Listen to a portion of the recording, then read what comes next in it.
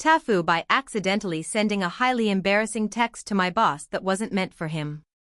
So, let me set the scene. I've been working at my current job for about 3 years now, and I've generally enjoyed it. It's a remote job, so there's a lot of flexibility in my schedule, which I'm thankful for. My boss, Steve, is a pretty chill guy, early 40s, always approachable, and usually very professional.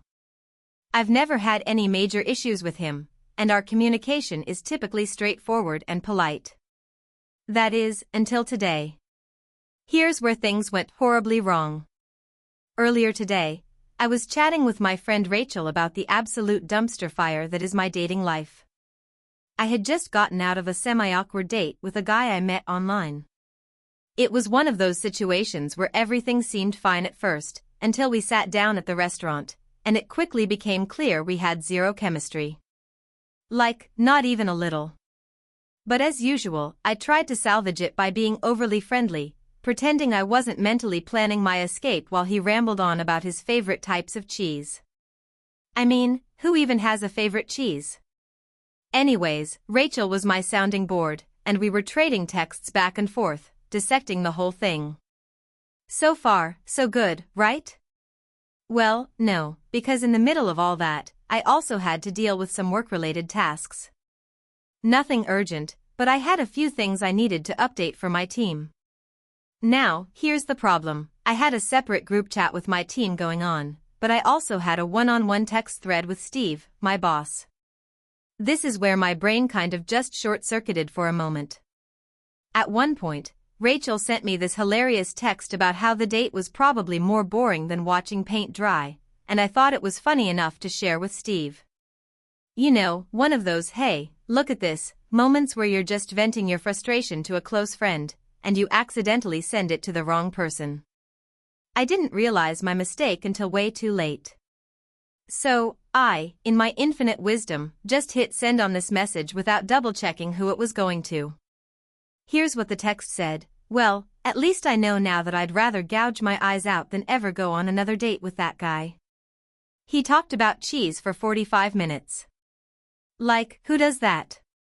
Now, you might be thinking, okay, no big deal.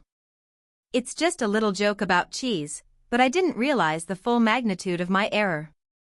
You see, I didn't send this message to Rachel. I sent it straight to Steve, my boss. And to make things worse, I didn't just send it out of the blue, I also attached a selfie from the date, in which I had this absolutely exhausted and defeated look on my face. It's one of those photos where you can tell everything is wrong, but you're trying your best to smile anyway. I also happened to be holding a glass of wine in the picture, which, in hindsight, wasn't my best decision. But it gets better, or worse, depending on how you look at it.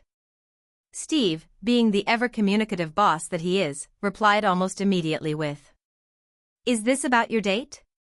Or did you mean to send this to someone else?" For a few seconds, my brain just froze. I was sitting there, staring at my phone, hoping somehow that if I didn't respond, the universe would magically fix the situation. But of course, that's not how it works. I had two choices. I could either come clean, admit my mistake, and laugh it off, or I could try to make up some ridiculous excuse. I wish I had gone with the former, but I panicked. I started typing, "Oh no, sorry, that was a joke between me and Rachel. Definitely meant to send it to her." But the more I thought about it, the more I realized that A, this wasn't a very good excuse, and B, I'd probably made the situation worse by mentioning Rachel at all. At this point, I was just spiraling. I hit send on that message and stared at my phone.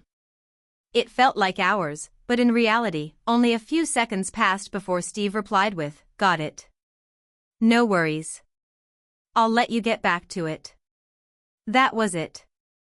No laughter. No emoji. No acknowledgement of how completely absurd this situation was. It felt like he was giving me the most awkward, professional non-reply possible. I sat there for what seemed like an eternity. My heart was racing. I couldn't focus on anything else. I mean, how do you come back from this? I'd just sent my boss a rant about a bad date, complete with a selfie of me looking like I'd been dragged through a bush backward. It was, quite literally, my worst work-related screw-up. To make matters worse, I had to join a team meeting shortly afterward. I tried to act normal, but the whole time I couldn't stop thinking about the fact that Steve now had this incredibly personal and somewhat ridiculous insight into my life. Did he think I was an idiot? Did he think I was unprofessional? Was he judging my terrible life choices? The meeting dragged on for what felt like a lifetime. Every time Steve spoke, I couldn't help but imagine him thinking about the cheese fiasco or wondering if I was secretly an absolute mess. At some point, I even started to get paranoid that the other team members knew something was off, but I quickly realized they had no clue. It wasn't like I had sent the message to the whole team. But then, as the meeting was wrapping up, Steve said something that caught me off guard. He casually mentioned, "And hey, if you ever want some tips on making your dates more interesting, let me know. My wife and I are pretty experienced in the dating world, so I can offer some advice if you need it." That was it. The universe had officially dropped a 10-ton bomb on me. I laughed nervously, told him thanks, and tried to steer the conversation back to work. But deep down, I was completely mortified. Now, I'm just hoping this will all blow over. I don't think I'll ever be able to look at Steve the same way again, nor will I ever send a text without triple-checking who I'm sending it to. The embarrassment is almost too much to bear. Moral of the story: always double-check who you're texting, especially when you're venting about cheese, bad dates, and how much you'd rather be doing literally anything else. Also, don't send your boss a selfie when you're already questioning your life choices. TLDR, sent an embarrassing text about my bad date to my boss, including a selfie of me looking defeated and holding a glass of wine. Tried to cover it up, but now I'm pretty sure my boss thinks I'm a mess. If you enjoyed the video, don't forget to leave a like and subscribe to the channel. It helps the content grow and motivates me to create even more great videos. Turn on notifications so you don't miss any new uploads. By the way, I'm curious, when do you usually watch my videos? While working, studying, or just relaxing at home? Let me know in the comments. I'd love to hear from you. Thank you for your support. It started as a typical Friday morning.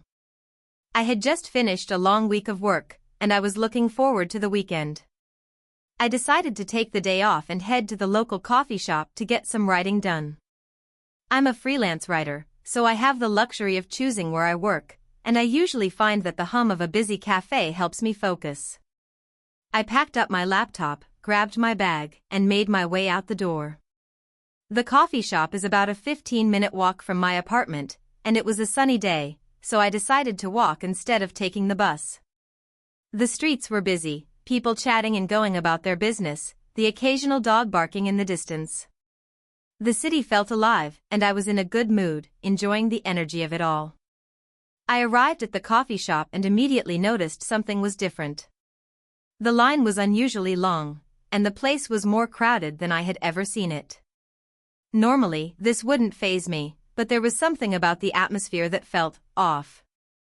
I couldn't put my finger on it, but I just had this nagging feeling that something wasn't right. I shrugged it off and joined the line. As I waited, I pulled out my phone to check my emails. Everything seemed normal, and the world felt like it was on its axis.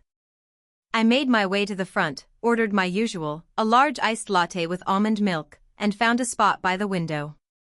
There was a small table with 2 chairs, perfect for me to set up my laptop and get to work. I opened my laptop, plugged it in, and got to work. For the next few hours, I was completely absorbed in my writing. The cafe buzzed around me, but I was in my own little world, typing away. I occasionally glanced up to see people chatting, a couple laughing, and a group of students huddled together working on a project. Then, something strange happened. I noticed a man sitting at the table next to mine. He looked a little out of place, not in a bad way, just odd. He was wearing a suit, but it was wrinkled, as if he had been wearing it for days. His hair was messy, and he looked like he hadn't slept in a while. He was staring intently at a notebook in front of him, scribbling something down with a pen. I wasn't paying much attention at first, but then I noticed that he was muttering to himself. Not loudly, just enough for me to hear. At first, I thought it was a little strange, but people do weird things sometimes, right? So, I went back to my writing. But the longer I sat there, the more I could hear him. It was almost like he was having a conversation with himself, though I couldn't make out the words. And then, I noticed something even stranger. He was making hand gestures, like he was arguing with someone invisible. His hands were moving rapidly, and I could see his face contort in frustration. I started to feel uncomfortable, but I told myself to just ignore it and focus on my work. But then, the man's behavior escalated. He stood up suddenly, knocking his chair backward in the process, and began pacing around the cafe. People looked at him nervously, and I could see the tension growing in the room. He was talking louder now, and I could hear snippets of his conversation. Something about the plan and the endgame, and they'll never see it coming. It was all disjointed, but it was enough to send a chill down my spine. At this point, the cafe staff had noticed the disturbance, and one of the baristas, a woman with bright red hair, approached him cautiously. She asked if he was okay and if he needed help, but he just shook his head and muttered something I couldn't quite catch. I felt my heart rate pick up. I had never seen someone act like this in a public place before, and it was starting to feel more like a scene out of a thriller than a coffee shop. I didn't want to get involved, but I also didn't want to just sit there and pretend everything was fine. I could feel the tension rising, and it was starting to get uncomfortable. The man's muttering grew louder, and I saw other people starting to gather their things and leave. Some looked concerned, others just looked annoyed. That's when the situation took a turn I never could have anticipated. The man suddenly turned and looked directly at me. I froze. His eyes were wide, and his pupils were dilated. His mouth was twitching like he was about to say something, but instead, he just pointed at me with a trembling finger. You know what's coming, he said in a low, guttural voice. I didn't know what to say. I was completely caught off guard. My mind raced for a response, but nothing came. I just sat there, wide-eyed, my hands frozen over my keyboard. The cafe was dead silent now, and everyone was staring at him, at me, waiting for something to happen. The barista tried to intervene, but the man pushed past her, still pointing at me. You're the one. You're the key, he said, his voice rising. I couldn't believe what was happening. I was paralyzed with fear. I wasn't involved in anything. I wasn't a part of whatever he was talking about. I had no idea what he meant. At that moment, I heard the door to the cafe open. I looked over, and to my shock, a group of police officers walked in. I hadn't even seen them enter, but they must have been there to deal with the situation. They approached the man quickly and efficiently, but he didn't go down without a struggle. It took 2 officers to subdue him as he continued to shout, "It's all connected. It's all connected." I sat there, still frozen, not sure if I was dreaming or if this was real life. The officers managed to restrain him and escorted him out of the cafe, but the atmosphere remained tense. Everyone was still looking around, not sure what to make of what had just happened. The barista came over to my table, a nervous smile on her face. "Are you okay?" she asked. I nodded, still in shock. "Yeah, I think so," I replied, my voice shaky. I packed up my things quickly and left the cafe, feeling a mix of relief and confusion. I couldn't shake the feeling that something was off, like I had just narrowly avoided a situation that could have been much worse. I walked home in a daze, replaying the events in my head over and over. As I sat down on my couch, trying to process everything, I kept thinking about what the man had said. "You're the key." What did that even mean? Was he talking to me? Was this some sort of misunderstanding? I still don't know what happened that day, but every time I pass that coffee shop now, I can't help but feel a shiver down my spine. Was I just in the wrong place at the wrong time? Or was there something more to it? Either way, I'm never going back to that coffee shop. So, I've always been the kind of guy who tries to avoid conflict. I'm the peacemaker of the family, the one who doesn't cause a scene at work, and generally, I try to keep things smooth and uneventful. This story, though, is going to highlight how sometimes, avoiding conflict isn't always the right move. In fact, it can lead to a nightmare. It all started on a Saturday afternoon. I live in a fairly quiet suburban neighborhood, with a mix of young families, retirees, and people just trying to get by. My next-door neighbor, Steve, is one of those guys who's friendly enough but has this strange habit of doing everything a little too loudly. His kids? They play soccer in the front yard at 7 a.m. His dog? Barks at the mailman, the neighbor's cat, and sometimes just for fun. Steve himself is constantly working on projects, which means power tools, lawnmowers, and the unmistakable sound of his voice as he hollers at his kids to stop making a mess.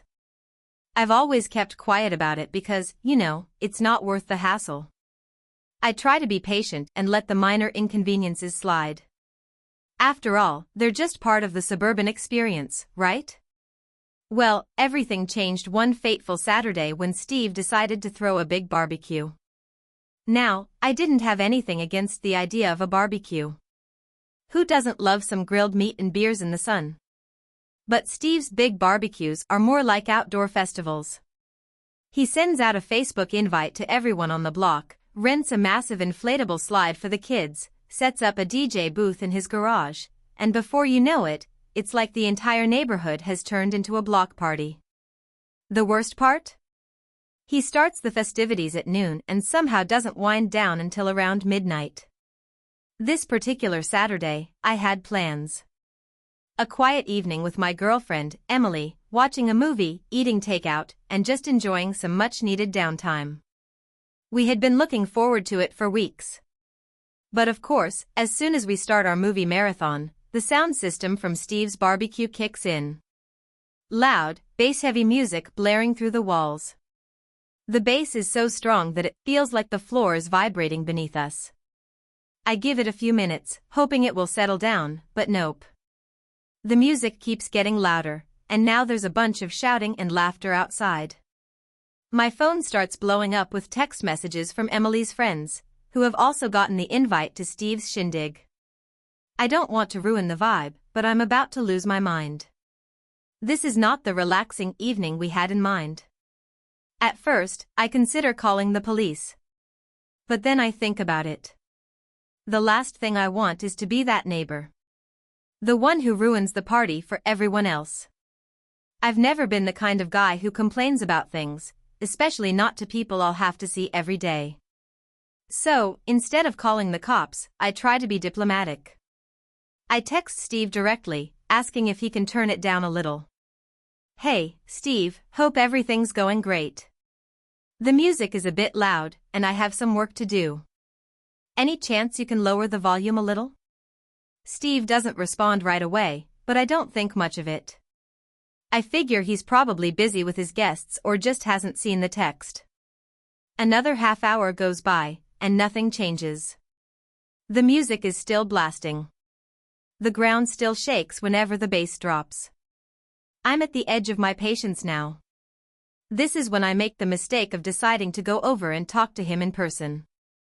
I grab my shoes, walk across the lawn, and ring his doorbell. Steve answers almost immediately, his face bright with that classic, I'm the life of the party grin. Hey man. What's up? You coming over to join us? He says, motioning to the rowdy crowd in the backyard. I try to keep it casual. Yeah, actually, I just wanted to talk to you about the music. It's a little loud, and I was hoping you could lower it just a bit. I've got some things to do, and I'm sure you understand. Steve looks at me for a second, then shakes his head. Oh man, it's fine. Everyone's having a blast. You should come hang out. I'm starting to feel uncomfortable. I'm not really in the mood for a party, Steve. Just trying to get some quiet time, you know? Well, we're all friends here. It's just a little noise. You'll be fine. At this point, I can feel myself getting frustrated. I just want some peace. But I still don't want to escalate things. I take a deep breath and nod. Okay, well, I was just asking. Have a good one. I turn to leave, but just as I step away, Steve calls after me. Hey, if you want some peace and quiet, you could always come to the backyard and join the party. We've got a quiet zone by the inflatable slide. You know, if you need some space. I freeze. A quiet zone? I ask, confused. Yeah, Steve says with a wave. We set up a little area away from the music. It's like a chill zone. Not much happening there, but it's quiet. I'm thinking this is a pretty odd solution, but at this point, I'm desperate. Maybe I can find a spot where I don't have to hear the music or be surrounded by people. Alright, fine. I'll check it out. Steve grins, great. I'll show you where it is. I follow him through the throngs of people, trying to avoid stepping on stray cans and random lawn chairs. Eventually, we reach the backyard, where Steve points to what can only be described as a quiet zone. It's an area near the inflatable slide, yes, but it's right next to the DJ booth. The so-called quiet zone is nothing more than a folding chair and a tiny table with a stack of unused party hats. There's no escape from the loud music, and now there's also a steady stream of people coming by, asking me why I'm sitting in the quiet zone. I can feel my blood pressure rising. Steve thinks this is some kind of joke. I'm stuck in the middle of his over-the-top party, pretending to be chill, while my plans for the night have been completely ruined. I can't believe I let this happen. After another hour of forced socializing, listening to people loudly complain about the weather, and pretending to enjoy the chaos, I finally snap. I stand up, walk to the middle of the backyard, and yell, "Hey, Steve. Can you turn this down?" I literally can't even hear myself think. The entire party goes silent. Everyone turns to look at me. Steve's face drops. Dude, relax. It's just a party. I don't even care anymore. Yeah, well, I'm done. I tried to be nice. You didn't listen. So, do what you want. But I'm not staying here. And with that, I turn around and storm back to my house. The rest of the night was, well, exactly what I expected. I got the peace and quiet I wanted, but now I'm that neighbor, the one who made a scene at a party. Steve hasn't spoken to me since, and now I see him talking to other neighbors with a look in his eyes like I've somehow wronged him. My quiet neighborhood has officially turned into an awkward battleground. But hey, at least I've learned that some people can't be reasoned with, and sometimes, being the nice guy just isn't worth it. If I ever do have to deal with another barbecue, I'm calling the cops first. TIFU by accidentally deleting my entire business's client database and almost ruining my career. I've never been one to consider myself tech-savvy. In fact, I often joke that if something breaks on my computer, the first thing I do is reboot it, then Google my issue, and then call my tech support guy to fix everything. So, when I started my own digital marketing company about 4 years ago, I knew I'd have to learn the ropes of tech, but I still found myself relying on a team of IT professionals whenever something got too complicated. I've had my ups and downs, but I've built a decent client base and was slowly gaining a reputation as a reliable and efficient company. We'd just landed a major client, I'm talking one of the top 5 local businesses in our city, and my team was buzzing with excitement. They were bringing in more clients, and I had finally started getting comfortable with running the business. This all happened about a month ago, and I'll never forget that day. It started out like any other. I was sitting in my office, sipping coffee, and trying to catch up on a few emails. I had a bit of free time between meetings, so I decided to work on organizing our client database. It wasn't like I was new to the system, we'd been using a customer relationship management, CRM, tool for years. It was an old system, kind of clunky, but it did the job. All of our clients' information, emails, phone numbers, project details, and everything we needed to run our campaigns was housed there. So, there I was, casually sorting through contacts, deleting old and outdated records. I was making some edits and removing duplicates. My job was to clean up the database and free up some space for new clients that were coming on board. The system had a bulk delete feature, something I'd used maybe once before, and it was meant to help you remove several records at once. It's worth noting that this feature always required confirmation. You'd have to click a button that said, "Are you sure you want to delete?" and then another button that said, "Yes, I'm sure." I don't know if it was the fourth coffee of the morning, or the lack of sleep from a late-night meeting with the new client, but my focus was off. I was working quickly, trying to delete outdated entries, and one of the options I selected in the bulk delete tool was labeled Delete All Entries. I didn't really think much of it. I assumed it would just remove old records from the previous year or older clients that had unsubscribed from our newsletters. I clicked the button without checking the specifics. What happened next still haunts me. At first, it seemed like nothing happened.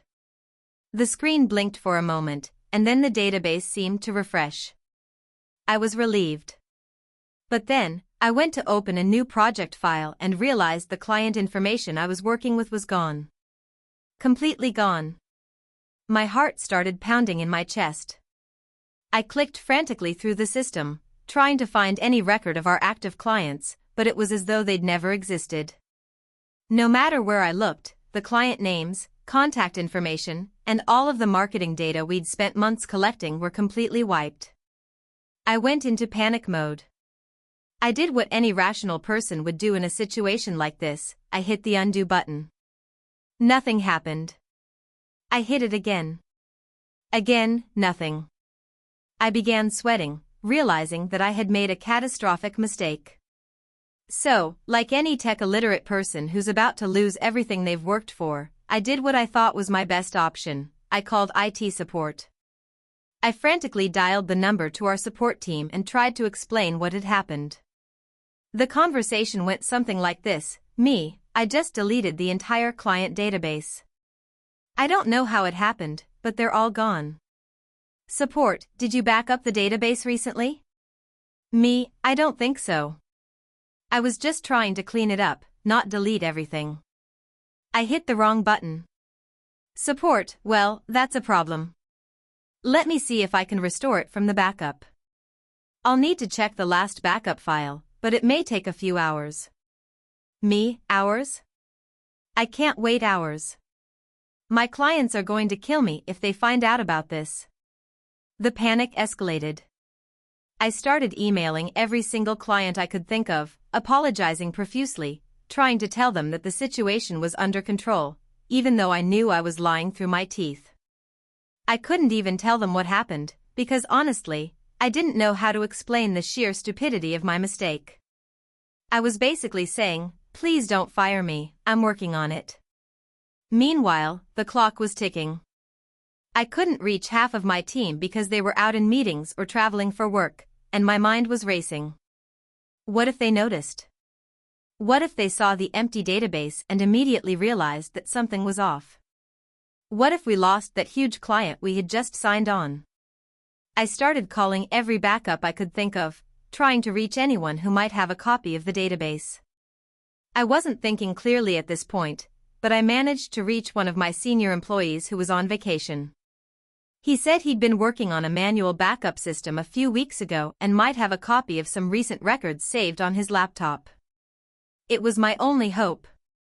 He rushed to his laptop and emailed me a zip file of what he had. But when I opened it, it was only partial data. Some records were missing, and there was no way to get the most recent info. It was a patchwork solution, but it could work if I spent enough time manually inputting the missing details. It wasn't ideal, but it was my best shot. The IT support team finally called back after a couple of hours and said they had managed to restore a version of the database from a backup, but there were some inconsistencies due to the way the system had been used. Some records were overwritten, some didn't match up with client details, and some were completely gone. At this point, my heart was sinking. There was no way I was going to be able to fully restore everything in time for my client meetings the next day. I had to get creative. I started piecing together records from email threads, invoices, old contracts, and anything I could find. I reached out to each client individually to apologize and beg for their patience. Most were understanding, but I could tell that some were starting to lose their trust in me. And I didn't blame them. I spent the next 24 hours in a complete blur. I pulled all-nighters to rebuild the database as best as I could. I was lucky enough that I had saved some old Excel sheets from previous client work that had some key information, but it felt like reassembling a jigsaw puzzle with pieces missing. By the time I finished, I was mentally and physically exhausted. In the end, I managed to restore about 85% of the data, and after a couple of tense days of explaining the situation to clients, they mostly forgave me. But let me tell you, I learned my lesson the hard way. I now have daily backups in place, a dedicated tech support team on retainer, and a much greater appreciation for the importance of data security. I'm just lucky that my clients were understanding. If they hadn't been, I might have lost everything, not just the business, but my career. So, yeah. Don't delete your entire database by mistake, kids. It's not fun. TIFU by sending a text to my boss that wasn't meant for him. It all started on a typical Tuesday morning. I had just gotten to work, coffee in hand, laptop open, and ready to face the day's endless list of emails and meetings. My job as a project manager required constant communication with clients, team members, and, unfortunately, my boss. My boss is a cool guy, but he's the kind of person who thinks all communications should be succinct, direct, and free from any fluff. Which is fine, except for the fact that he tends to interpret anything even remotely conversational as a waste of time. But that morning, my attention was divided. I was dealing with a minor issue with a supplier, working on a report due by noon, and simultaneously trying to keep up with the group chat messages from my friends. We were planning a weekend getaway, and we had just decided on the destination, Las Vegas. The group chat was blowing up with excitement, travel logistics, and, of course, memes. I had been contributing to it all morning, laughing at jokes, organizing the trip details, and planning a dinner spot. It was during one of these casual chats that I got a text from my boss. He was asking about the project we were working on, nothing urgent, just a quick clarification on the timeline for the deliverables. I quickly skimmed through the message, typed out a brief but friendly reply, and hit send. The thing is, right before I sent that message, I was in the middle of sending a meme in the group chat. It was a picture of a dog wearing sunglasses with the text "Ready to Party in Vegas" underneath. I had a couple of friends who were obsessed with dogs in Vegas, so I thought it was funny. I had my work email app open, though, and it was all too easy to mistakenly copy-paste that meme into the text I was drafting for my boss. I didn't notice until it was too late. I pressed send. I froze for a second, staring at the screen in disbelief. Did I just send the meme to my boss? I immediately opened the message thread, and there it was, right at the top. Ready to party in Vegas, along with the picture of the dog. I had just sent a meme about partying in Vegas to my boss. Of course, I had no idea what kind of impression this would make, but I couldn't help but feel my heart drop into my stomach. I immediately tried to salvage the situation. I scrambled to send another text, hoping I could explain myself, but my fingers fumbled as I typed. Sorry, that wasn't meant for you. Just a meme for a friend. Here's the actual update on the timeline. But I wasn't sure if that would make things better or worse. My boss, while generally cool, had no time for stupid mistakes, as he liked to put it. Seconds felt like hours as I anxiously awaited his response. Finally, the little bubble popped up with the 3 dots, and I braced myself. He replied. Not sure if this is some kind of joke, but I'm going to pretend it wasn't. Please stick to the timeline info in your next message. I could feel the embarrassment creeping up my neck. He had completely ignored the meme and just went straight to business. That was actually a good thing, right? He wasn't angry, but he was obviously trying to make it clear that this kind of thing wasn't funny. But it didn't end there. Later that afternoon, the meeting started. It was a group meeting with a few of the other department heads and our project manager. As we sat down to discuss the project, I noticed that my boss seemed a little off. He wasn't as chatty as usual, and I could tell he was holding something back.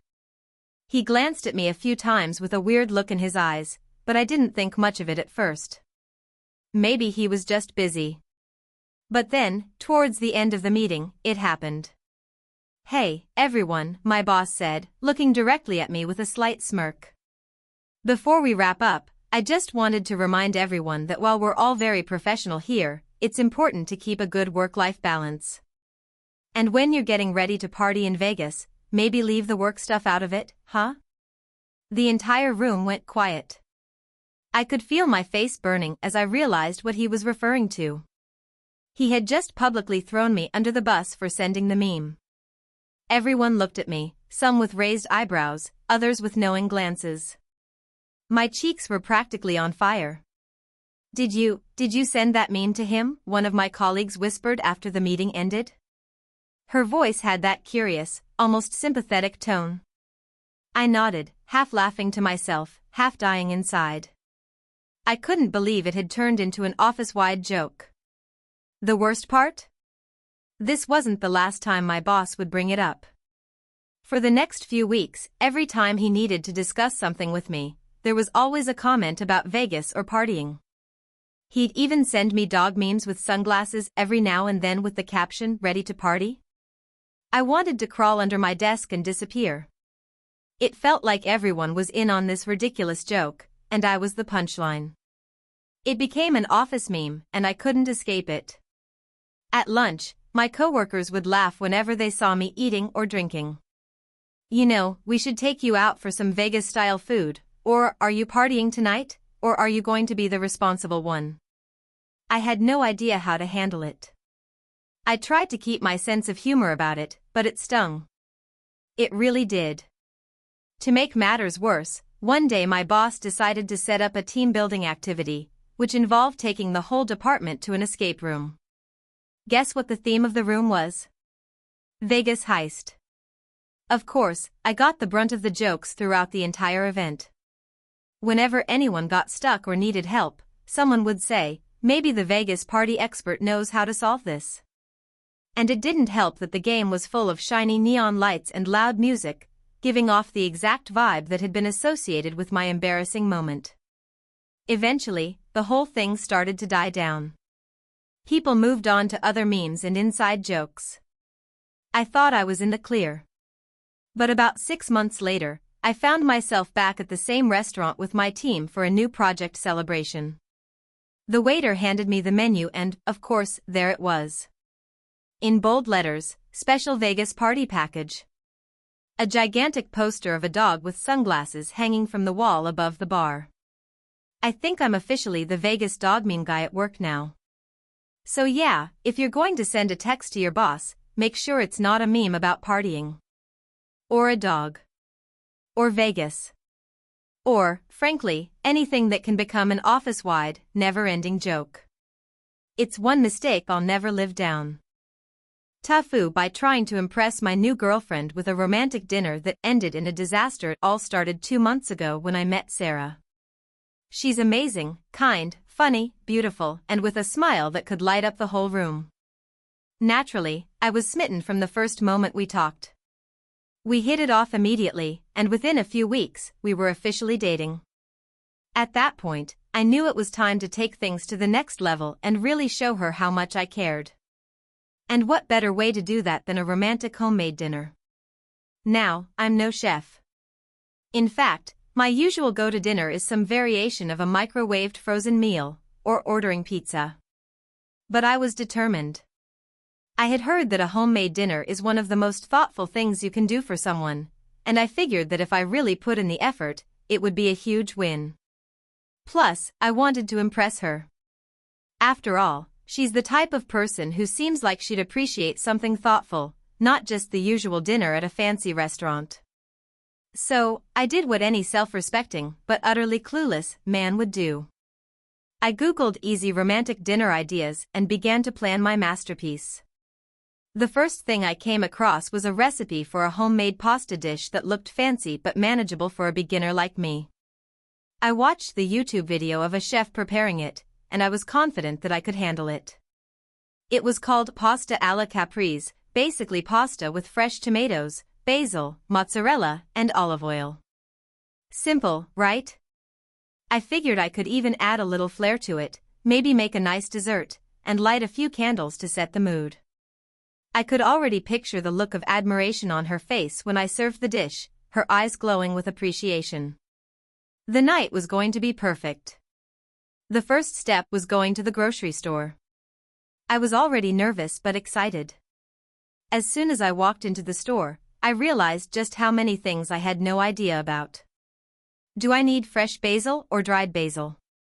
Which tomatoes are best for a pasta dish? Do I want a specific type of mozzarella, or can I just grab whatever? The overwhelming options were more than I anticipated. It took me 45 minutes to get all the ingredients, and that was just for the pasta. But I made it out of there with everything I thought I needed. I arrived home and began setting up the kitchen. The first mistake I made was realizing that I didn't actually have a large enough pot for the pasta. It was only after I had started boiling water that I noticed the small pot I'd selected was, well, too small for the amount of pasta the recipe called for. I had to work in batches, which made the process take way longer than I expected. But I pushed on. I started chopping up the tomatoes and preparing the mozzarella. That's when I realized that the mozzarella I bought wasn't the right kind. The recipe called for fresh mozzarella, which is supposed to be soft and milky, not the firm, pre-packaged block I had grabbed. Panic set in, but I decided to make do and slice it as thin as I could, hoping it would pass. At this point, I was starting to sweat. I didn't know how long this would take or if I was even doing it right. And then I saw that my kitchen was a disaster zone, pasta water splashed all over the counter, ingredients scattered everywhere, and to top it all off, I had forgotten to start making the garlic bread. A quick glance at the clock told me I was running out of time. Sarah was supposed to arrive in less than an hour, and I was far from ready. In my haste, I accidentally dropped the entire bowl of chopped tomatoes onto the floor. At first, I thought about salvaging it, but the thought of picking up each little piece off the dirty kitchen floor was too much. I had to start over. My stress levels were through the roof. I was cursing under my breath and moving around like a maniac, trying to figure out how to fix my rapidly deteriorating situation. It was time to start cooking the pasta. It should have been straightforward: boil water, throw in pasta, wait. But for some reason, I forgot to stir it as it cooked. The pasta stuck together in clumps, which was exactly what I didn't want to happen. It was far too sticky and would be nearly impossible to serve properly. Great. At this point, I had two choices. 1, I could accept my failure, or 2, I could salvage whatever was left of the situation and try to make it work. I chose the latter. So, I started making the garlic bread while simultaneously attempting to rescue the pasta. I was toasting the bread in the oven while trying to untangle the pasta, which was an absolute nightmare. Just as I was taking the garlic bread out of the oven, I heard the doorbell ring. Sarah had arrived. I hadn't even had a chance to set the table. I quickly shoved all the mess on the counters out of sight and hurriedly set up a table with candles, hoping she wouldn't notice how much of a disaster everything was. She came in, and I tried to muster up a smile. "Hey. It's so great to see you," I said, my voice shaky. "I'm excited to try your dinner," she said, her eyes lighting up as she took a step into the kitchen. I could tell she was trying to be polite, but there was a slight hesitation in her voice. She looked at the chaotic state of the kitchen with raised eyebrows. "I might have run into a few issues," I admitted, feeling my face turn red. "Well, I'm sure it'll taste amazing anyway," she said, with a hopeful smile. I loved her optimism, but I couldn't help but feel like I was failing miserably. I served the pasta, which by this point was overcooked and had clumped together in a sad, sticky mess. The garlic bread wasn't much better, it was burnt on the edges and too dry in the middle. And the mozzarella, well, it had melted in weird chunks that definitely didn't look like the picture in the recipe. She took a bite and smiled, but I could tell she was trying to be polite. "It's good. Really good," she said, but I could see that she wasn't quite convinced. I felt awful. I couldn't believe I had messed this up so badly. I had built it up in my head to be something so romantic, and now it was just an embarrassing mess. The rest of the evening was awkward, to say the least. I tried to salvage the conversation, but I was too self-conscious about the food. I couldn't stop apologizing for the disaster I had created. At the end of the night, she was kind enough to say she had a good time, but I could tell she was probably a little disappointed. After she left, I collapsed on the couch and stared at the remnants of my failed dinner. I had spent hours planning, and for what? I had tried so hard to impress her, but instead, I had given her a kitchen nightmare. I realized that no amount of fancy cooking would matter if it wasn't genuine. A week later, I invited her over again, but this time, I made sure it was pizza and Netflix. No more trying to be something I'm not. It turned out to be one of the best nights we had spent together. Sometimes, it's the simple things that matter the most. TLDR, tried to impress my girlfriend with a homemade romantic dinner. It was a disaster: wrong ingredients, overcooked pasta, burnt garlic bread, and clumpy mozzarella. The evening was awkward, but we ended up having a great time anyway, just not because of my cooking skills. TIFU, by accidentally sending my ex a text about her, while we were still on bad terms. It's funny how life always seems to hit you with something unexpected, and today I learned that, when it comes to texting your ex, you can never be too careful. But let me back up a bit. A few months ago, I went through a really messy breakup with my ex, Laura. We'd been dating for about 2 years, and it was one of those relationships that started out amazing but slowly got suffocated by petty arguments, misunderstandings, and general bad timing. In the end, it wasn't even a huge, dramatic fight that ended things, it just sort of fizzled out. We tried to stay civil, but let's just say we both knew it was over long before the final words were said. For the first few weeks after the breakup, we didn't talk. It felt weird, but also kind of necessary. I needed time to heal, and I'm sure she did too. But then, a month in, she started texting me again. At first, I thought it was just checking in, but soon enough, we were slipping into old habits, trading sarcastic jokes and texting throughout the day like we hadn't just broken up. It felt strange, and I wasn't entirely sure what I wanted out of it. Still, I didn't want to be rude or shut her down completely, so I went with the flow. Then one evening, I was hanging out with my friends at a bar when my phone buzzed. It was a message from Laura. We were texting back and forth about something stupid, can't even remember what, and as we were joking, I was showing my buddy, Mike, the conversation. He and I had a pretty good laugh over something Laura said, so I sent back a snarky comment, making fun of her a little bit. Nothing too harsh, just the usual playful jab that we would have sent to each other when we were still dating. I thought nothing of it and closed the conversation. Then I went back to hanging out with Mike and the rest of the crew, enjoying a few more drinks and not paying much attention to my phone. After a while, I decided to head home. It was late, and I had work the next morning, so I gave everyone a hug and headed out. When I got back to my apartment, I crashed on the couch, still slightly tipsy, and checked my phone. To my horror, I realized that I had not only sent the text making fun of Laura, but I had sent it to the wrong person. Instead of sending it to Mike, I had accidentally sent it to Laura.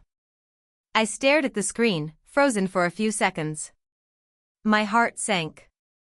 I immediately opened the message and saw my snarky comment about her, just sitting there, staring back at me like a terrible reminder of everything I regretted about our relationship. But what really hit me was the fact that it was late. Laura would probably read it when she woke up. And if she did, it would be her first thing to see. Not only was it mean-spirited, but it was also coming from me, someone she was already trying to navigate a weird post-breakup friendship with. I could practically hear the conversation in my head. I could picture her getting pissed, texting me something about how rude I was being and then blocking me. Not only that, but I'd also just made things infinitely worse for myself. I had tried to act casual and friendly when deep down I was still angry about how things ended. I immediately scrambled to text her back. I started with a generic, "Oh my God, I didn't mean to send that to you," that was meant for Mike, but then I realized that made it sound even worse. Like, of course it was meant for Mike, but that didn't change the fact that I had sent a message making fun of her, and it was 100% my fault. I sat there for a while, completely unsure how to recover from this. So I decided to be brutally honest. I sent her a message saying, "I'm so sorry, that was an awful thing to send, and I didn't mean it at all. I was just joking around with my friends, but I shouldn't have said that about you. I'll be better." I hit send and braced myself. The waiting game began. My heart was beating so loudly in my chest I thought I was going to pass out. But after a while, there was no response. No, what the hell, dude? No, are you serious? Nothing. I kept refreshing the conversation, hoping for some sign of life, but the only thing I could see was my message staring back at me. I spent the next hour flipping through our old messages, thinking about all the things I could have said differently. Honestly, I don't even know what I was expecting from her at this point. Maybe she'd see the apology and forgive me, or maybe she wouldn't even care. After all, we were both still in that weird post-breakup limbo where neither of us had really moved on, but neither of us was fully letting go either. I ended up passing out on the couch, my phone still in my hand. I woke up the next morning to a series of notifications, one of which was from Laura. I opened it, terrified, and saw that she had responded, "I get that you were joking around with your friends, but that was pretty harsh. It's been a tough few months for both of us, and I don't think we need to be mean to each other like that. I hope you don't feel that way about me." I read the message over and over, a sense of relief slowly washing over me. She wasn't mad at me. She wasn't blocking me. It wasn't the end of the world, but it was still uncomfortable. And it made me realize just how careful I needed to be moving forward. I had already made so many mistakes during our relationship, and now, I was making a new batch of mistakes in our post-breakup interactions. After texting her a heartfelt apology, again, I ended up leaving her alone for a few days to give her some space. It was one of those situations where you know you've messed up, but you also don't know if you're ever going to make things right again. In the end, nothing really changed. We still talked occasionally, but it was never the same. I think that message was the final nail in the coffin for whatever was left of our friendship. Looking back, I can't believe I messed up so badly just by sending the wrong text to the wrong person. But then again, I guess that's just how these things go. Maybe there's a lesson in there somewhere, but I'm still figuring that part out. So yeah, TIFU by sending a snarky text to my ex and accidentally making a mess of everything. Now I'm just trying to figure out how to unruin my life without making any more mistakes. Wish me luck. TIFU by accidentally texting my ex about my new relationship, and it went terribly wrong. So, here's the situation. I'm an idiot. I fully accept that. But somehow, this disaster unfolded and I'm still trying to process what happened. Let me take you back to last week. For context, I, 29M, had been dating my ex, Sarah, 28F, for about 4 years. We had a pretty good relationship, but over time, we grew apart. She wanted different things out of life. She wanted to settle down, start a family, get a house, and I wasn't there yet. I wasn't emotionally ready for that level of commitment. So, we broke up about 6 months ago. At first, I was devastated, but over time, I realized it was the right decision. We were both in different places. It wasn't going to work. I met someone new, Jenna, 27F, about 2 months after the breakup. Jenna and I hit it off pretty quickly, and I could see us having a future together. She was everything I needed, funny, independent, and just a really cool person to be around. It felt like things were finally going well in my love life again. Anyway, fast forward to last week. I'm texting with Jenna, talking about plans for the weekend, and we're making each other laugh. I had just finished a conversation with her when I received a message from Sarah. I hadn't heard from her in a while, so it was a bit of a surprise. Sarah and I had stayed on somewhat decent terms after the breakup, occasionally exchanging casual messages about how we were doing. But it was nothing too deep, more like polite small talk. I read the message from Sarah. "Hey, how have you been? I've been thinking about you." I was a little taken aback by it, but I figured, okay, we're still on good terms. This is fine. I responded, "Hey, things are good. How about you?" She replied, "I've been doing okay. Just missing you sometimes, I guess." I wasn't expecting that, but I didn't think much of it. I didn't want to get too caught up in this emotional exchange, especially since I was in a new relationship. So I kept my response casual. "Yeah, I get it. It's been a while." The conversation lingered for a bit, with us both exchanging pleasantries, and then she hit me with a curveball. "I miss what we had. Do you ever think about us getting back together?" Now, my immediate reaction was to panic a little. I had already moved on. I was happy with Jenna. Sarah and I were over, that chapter of my life was closed. But at the same time, I didn't want to be cruel. I didn't want to hurt Sarah's feelings or lead her on, so I tried to be kind and gentle with my response. I typed, "I think we both know it's probably not a good idea. We wanted different things, and I think we're both better off apart." I hoped that would be the end of it. But Sarah kept going, saying things like, "I don't know, I think we could work through it, and maybe we just need to try harder." Now, the situation was uncomfortable. I was being very careful with my words, trying to avoid any sort of emotional entanglement while also not being too harsh. But as I'm typing my response, I see a notification pop up from Jenna. She's asking what I want to do for the weekend. I panic. This is where I messed up. In my haste to reply to Jenna, I mistakenly sent a message meant for Sarah to Jenna. I thought I was responding to Sarah's message, but instead, I sent it to Jenna. The message read, "We're better off apart. We wanted different things, and I think we're both better off apart." The moment I realized what I had done, my heart stopped. I quickly opened the conversation with Jenna, but there was no unsending a message now. Jenna had already seen it.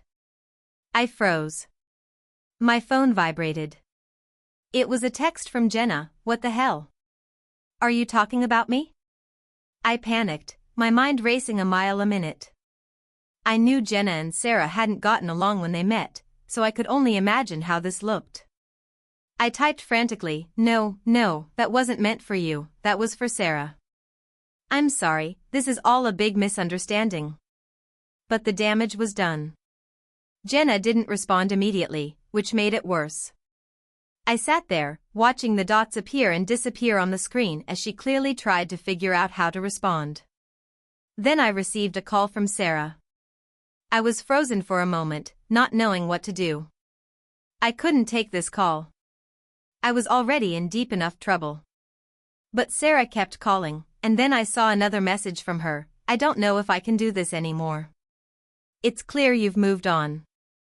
At this point, I was just sinking further into the hole I had dug myself. I finally decided to call Jenna, hoping I could clear things up. She picked up after the first ring, her voice tense. "What's going on? You're really confusing me right now." I tried to explain, but she wasn't buying it. "So, you just told your ex that you two were better off apart, and you're texting me like everything's fine?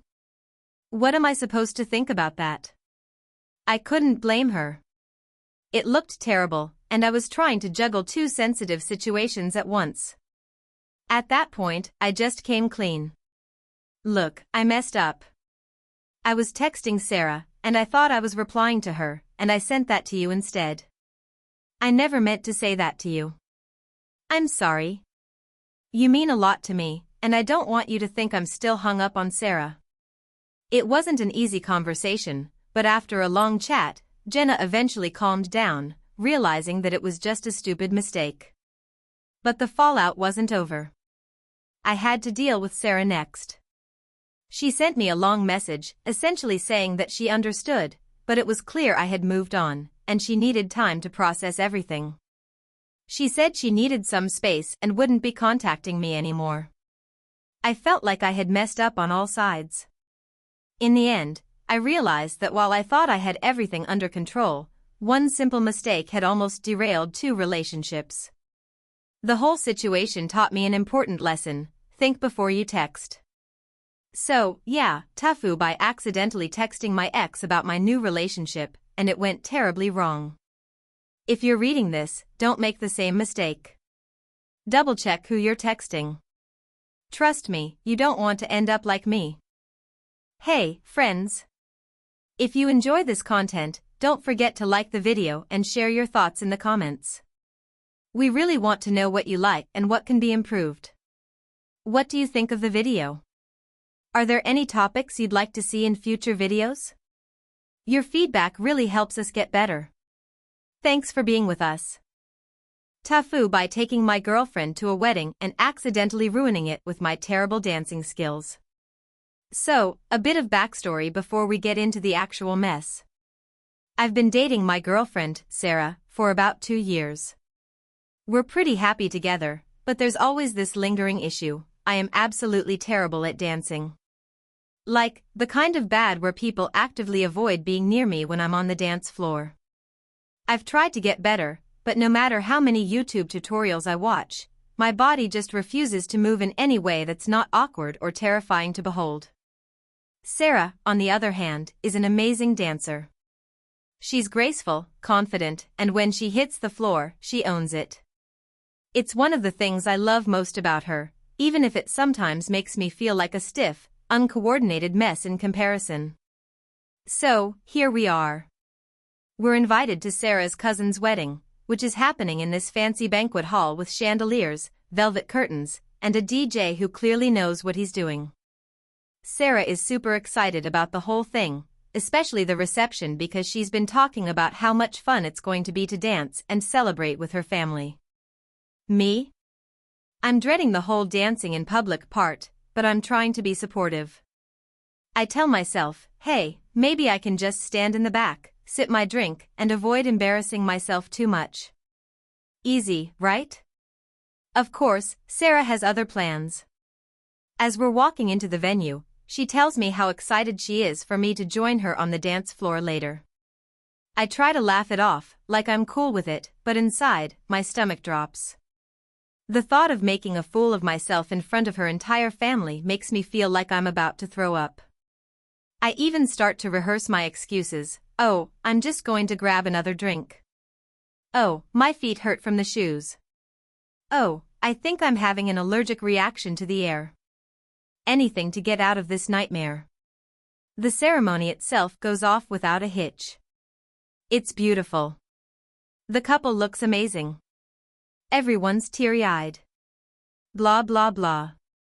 But then, it's time for the reception. The music starts, and I can hear the unmistakable sound of a beat that I would usually run away from. Sarah, of course, immediately gets pulled onto the dance floor by her cousins, and I'm left standing there like a wallflower, trying not to look like a complete loser. I try to just blend into the background, sipping on my overpriced wedding drink, pretending to be engrossed in a conversation with someone I barely know. But then, Sarah spots me. She waves me over with this big smile on her face, practically glowing with excitement. "Come on, babe. Let's dance," she says, practically dragging me onto the floor before I can even protest. I think I say something like, "Maybe later, I'm good here," but it's too late. She's already got me by the arm, and now I'm being led to the center of the floor. I'm sweating bullets. Now, I want to clarify, I am not the type of person who enjoys dancing in the first place. But, for Sarah, I can suffer through it, right? I convince myself this is going to be fine. I'm just going to follow her lead, do the simple two-step, and keep my arms close to my sides like a human statue. What could go wrong? As soon as I step onto the dance floor, everything starts to go south. The song playing is some upbeat pop track, with a rhythm that's way too fast for my uncoordinated limbs. Sarah looks at me with a smile, probably thinking, he's trying, but I can feel the sweat pooling at the back of my neck. I try to move along with her, but my feet feel like they're made of bricks, and I just end up shuffling around like a man trying to put out a fire on his shoes. But that's not the worst part. No, the worst part is when I start to overthink it. I see Sarah gracefully spinning around, her body flowing with the music. It looks so easy when she does it. And then, in my panic, I think to myself, okay, just spin. How hard can it be? I do the most awkward spin ever, completely misjudging the momentum, and end up accidentally elbowing a random dude in the face. The guy stumbles back, his drink flying in the air, and the entire dance floor goes silent for a split second. I can feel my face turn crimson as I immediately apologize, but I'm pretty sure I've just ruined his night too. Then, Sarah's cousins, who are all amazing dancers, start to form a circle around us, encouraging me to show off my moves. I don't want to be a downer, but the pressure is on. Everyone's watching, and all I can think is, I need to do something impressive, I need to do something impressive. So, in a moment of misguided confidence, I try to break out into some cool move I saw in a TikTok video once. It involves me dropping down into a squat, spinning on my knees, and then jumping up into a flip. Yeah, you can probably already tell where this is going. The squat goes fine. I start to spin, and then, *bam**, I hit the ground harder than a sack of potatoes. My knee slams into the floor, and my face follows close behind. I can't even remember how I managed to fall so spectacularly, but the next thing I know, I'm lying flat on my back in the middle of the dance floor, the entire crowd staring at me in horror. Sarah looks mortified, like she's trying to decide whether to crawl into the nearest hole or run away and pretend she doesn't know me. Meanwhile, I'm just lying there, unable to move because my pride is crushed into 1,000 pieces. Somehow, I manage to stand up, limping a bit, and I try to play it off like it was all part of the act. I give a little wave to the crowd like, yeah, I meant to do that. But the whole thing has already turned into a circus. People start to cheer awkwardly, and Sarah's cousins are laughing, but it's the kind of laugh where you know they're laughing because they're uncomfortable. My face is bright red, and at this point, I just want to disappear. As if this couldn't get worse, Sarah's aunt, who's been eyeing me since the ceremony, approaches me, shakes her head, and says, "You should leave the dancing to the professionals, honey." Yeah. That stung. Not the best way to end the night. We eventually leave, and Sarah assures me it wasn't that bad, but I know the truth. The wedding went from being one of the happiest days for her to one where she probably had to explain to everyone why her boyfriend can't dance without causing a disaster. So yeah, I definitely ruined her cousin's wedding. But hey, at least I gave them a great story to tell for the rest of their lives. TIFU by trying to impress my crush with a homemade dinner and accidentally burning down my apartment. So, this story starts a few months ago, when I decided that it was time to finally make a move on this girl I had been crushing on for quite some time. Let's call her Sarah. We worked together, and we would talk every now and then during breaks, but I could never get the nerve to ask her out. Finally, one fateful Friday afternoon, I thought to myself, what the heck? I'm going to cook her a dinner and invite her over to my place. I had no idea what I was getting myself into. First of all, I'm not the best cook. At all. My usual culinary repertoire includes cereal, instant noodles, and whatever frozen meal is on sale at the store. But, I figured if I was going to do this, I was going to do it right. I watched a few YouTube videos, read some recipes online, and even made a shopping list. It was time to go all out, and I wasn't going to let my lack of experience stop me. I was going to make a 3-course meal that would have her thinking I was some sort of gourmet chef. I went to the store and picked out what I thought were all the necessary ingredients for a fancy meal: a nice cut of steak, vegetables, potatoes, some herbs, and a cheesecake mix for dessert. I mean, come on, how hard could it be? You just follow the instructions on the box, right? I started the evening with the plan of making an appetizer, then the main course, and finishing with dessert. I invited Sarah over at 7 p.m., which meant I had exactly 2 hours to cook everything. This, in hindsight, was the first mistake I made. I had zero concept of timing. But that was the least of my worries. By 6:45 p.m., I was already running around my kitchen like a madman, trying to multitask between boiling potatoes, sautéing vegetables, and preparing the steak. I'm pretty sure I had some oil splashed on the floor, but I didn't care. I was focused. And everything was going fine until I made the second mistake. The steak.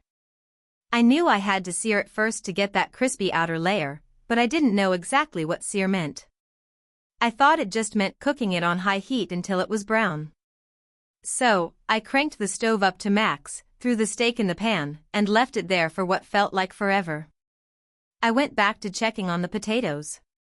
Mistake number 3 was when I forgot about the steak entirely. By the time I realized my error, the smell of burnt meat was filling the apartment, and I rushed to the stove to find the steak blackened beyond recognition. It looked like charcoal. Panicking, I quickly scraped the steak off the pan, threw it away, and thought, okay, no big deal. I'll just order takeout. We'll have a fancy appetizer and dessert. Sarah would never know, right? But here's where the disaster really began to snowball. I decided to go ahead and start on the cheesecake. How could I mess that up? All I had to do was mix the ingredients and bake it. I followed the instructions to the letter. Everything seemed fine. I preheated the oven and slid the cheesecake into the hot oven. As I waited for it to bake, I decided to clean up the kitchen a bit. That's when I realized that the burnt smell from the steak hadn't gone away. It was getting worse. Much worse. I turned on the exhaust fan over the stove and opened a window, but it didn't help. I could feel my anxiety building up. Sarah was on her way, and I was starting to panic. I thought, okay, just focus on the cheesecake, and everything will be fine. Wrong again. I had forgotten one small but important detail about my oven. It's old. Really old. And apparently, the heating element had a tendency to overheat, even when set to a relatively low temperature. I was too distracted to realize it, but by the time I went back to check on the cheesecake, I saw smoke billowing out of the oven. Not just a little smoke, but actual flames dancing in the back. I froze. I panicked. I had no idea what to do. My first instinct was to open the oven door and try to fan the flames away, but all that did was make them grow bigger. So, I did the next logical thing. I grabbed the closest thing to me, which happened to be a wet towel, and threw it into the oven. This, of course, was a terrible idea. The towel immediately caught fire, and now I had a flaming towel in my kitchen. In a sheer panic, I grabbed the towel and tried to throw it in the sink, but of course, I dropped it on the floor instead. Now the entire kitchen was filled with smoke. I ran to the window to open it fully, but the smoke was so thick, I could barely see. At this point, I knew there was no way in hell Sarah was going to walk into this and think I was some sort of culinary genius. I was an absolute disaster. I grabbed my phone, called 911, and, with a voice trembling from the smoke inhalation and sheer panic, explained that I had a fire in my kitchen. The operator asked if I had already evacuated, and I replied, "No, I'm trying to save dinner." She told me to get out immediately. I dropped the phone and bolted for the door. Now, I didn't think this could get worse, but it did. As I rushed out of the building to safety, I realized I had left my phone inside. As if on cue, I heard the distant wail of sirens approaching.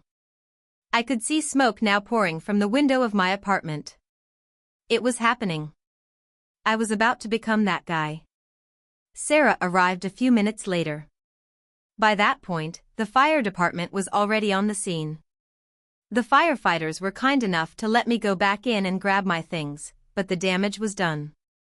The whole kitchen was charred. I lost the steak, the cheesecake, my phone, and, probably, any chance with Sarah. To make matters worse, Sarah had to watch as I apologized profusely, still wearing my apron, in front of the firemen. She was kind about it, but it was clear that she was both confused and slightly concerned about my sanity. She told me she appreciated the effort, but honestly, I think the disaster might have been too much of a red flag.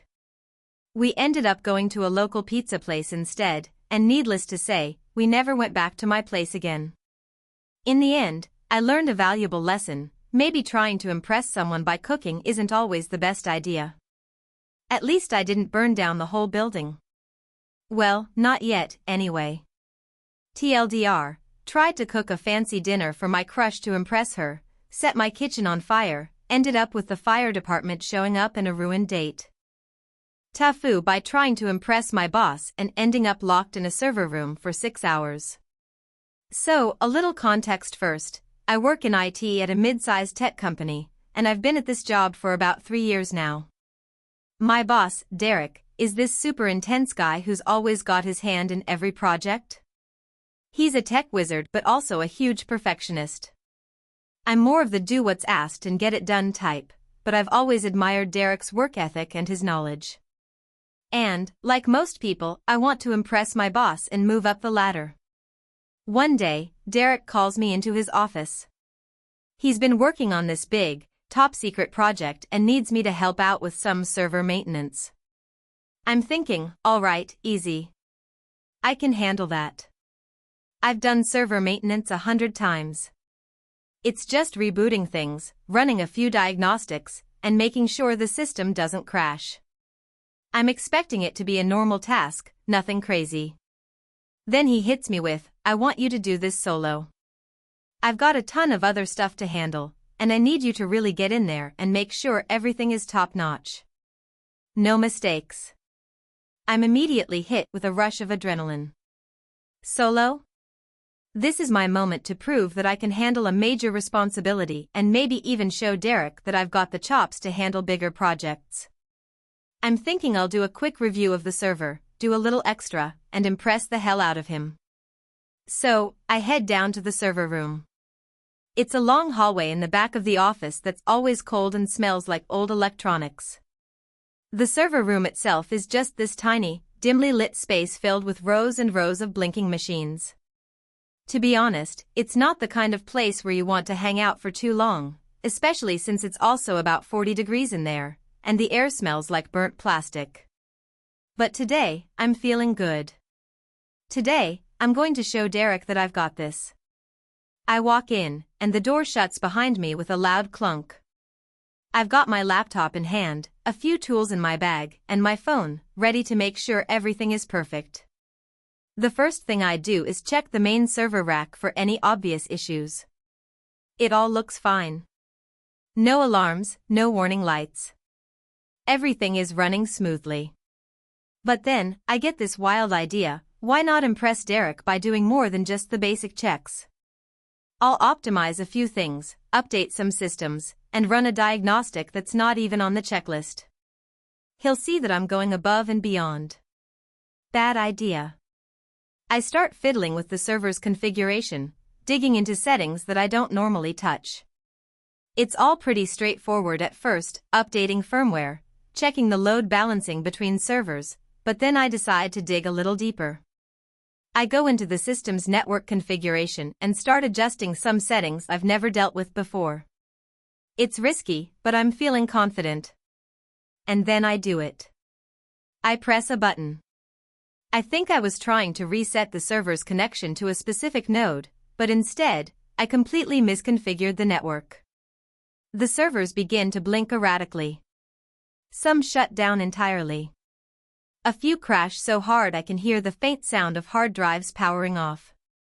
In a matter of seconds, the entire network starts to fail. I panic. I've just taken down half the system. My heart's racing, and I immediately start trying to undo what I've done. But, of course, I don't know exactly what I changed, and undoing the changes is harder than I thought. I try to access the system remotely via my laptop, but no luck. I can't even get the login screen to load. I look around the server room, hoping for some miracle, but it's just me and a bunch of blinking lights that aren't helping at all. At this point, I realize I'm going to need to get help, but the issue is that there's a second door in the server room that leads to an emergency access hallway, which is supposed to open with a security card. Only, I left my card on my desk in the office. Now I'm trapped. I try to calm myself down. Okay, no big deal. I'll just call Derek, explain the situation, and have him help me out. But as I pull out my phone, I realize the server malfunction has messed with the building's Wi-Fi, and I have zero cell service in the room. I can't even send a message. I try using the landline phone in the server room, but it's also on the same network that's down. No dial tone. By now, I've been in the server room for an hour. I'm starting to sweat. My phone's battery is draining, and I've got no way to contact anyone. I've never felt so isolated in my entire life. Hours pass. I'm pacing back and forth, trying to think of a solution. I attempt to reboot the servers manually, hoping that a hard reset might fix things. But no, the servers remain stubbornly down. I even try calling for help by banging on the walls and shouting, but the building's soundproof, and nobody can hear me. By the time 6 hours have passed, I'm starving, exhausted, and on the brink of losing it. I'm starting to lose track of time, and the cold of the room is beginning to feel like it's seeping into my bones. I'm also feeling a little lightheaded from the lack of food and water. It's getting harder to concentrate, and I'm convinced I'm going to have to spend the night in here. Finally, just as I'm starting to consider making a desperate attempt at crawling through the air vents, I hear the door open. Derek steps in, looking slightly confused but also somewhat amused. "Hey, what's going on in here?" he asks. I kind of broke everything, I admit, my voice cracking. I messed up the network configuration and, now I'm stuck in here. I can't get out, and the servers are down. Derek raises an eyebrow. "You've been in here for 6 hours?" "Yeah," I say, defeated. "I couldn't reach anyone. My phone's dead, and I'm an idiot." Derek looks at me for a second before cracking a smile. "Well, at least you didn't panic and call me at 2 a.m. I appreciate that." He pulls out his own security card and opens the emergency exit. I finally step out of the server room, and the fresh air feels like heaven. I can't believe I've just spent half a day trapped in that tiny, freezing room because I tried to impress my boss. The worst part? Derek was actually impressed with how calm I stayed. He said it showed initiative, even if I did break everything. He's asked me to work on another major project with him. But I can't help but feel like my attempts to impress him backfired in the most ridiculous way possible. So, yeah, don't try to overdo it when you're just supposed to be doing a routine task. You might end up spending half a day locked in a server room, breaking everything, and learning a valuable lesson about humility. TIFU by accidentally getting a stranger arrested while trying to be a good Samaritan. So, this happened a few days ago, and I'm still in shock over how everything unfolded. It all started when I was leaving work, as I usually do around 5:30 p.m. I work in a pretty decent neighborhood, but one that's just on the edge of a few sketchy areas, so there's often a lot of foot traffic and people hanging around. That's where I encountered him. Let's call him Kevin. Kevin looked a little off when I first saw him. He was sitting on a bench near the entrance to the building, muttering to himself. Now, I've lived in this city for long enough to know that you can't judge a book by its cover, but something about Kevin felt a little wrong. He had a wild look in his eyes, and he was clenching and unclenching his fists. I couldn't exactly put my finger on it, but my gut was telling me that something wasn't right. Now, I'm not the type of person to avoid others in need. I've helped homeless people, given change when I can, and stopped to talk to someone who seemed like they might need it. So when I saw Kevin sitting there, I felt a strange mix of sympathy and concern. Maybe he was struggling with something, maybe he just needed to talk, who knows?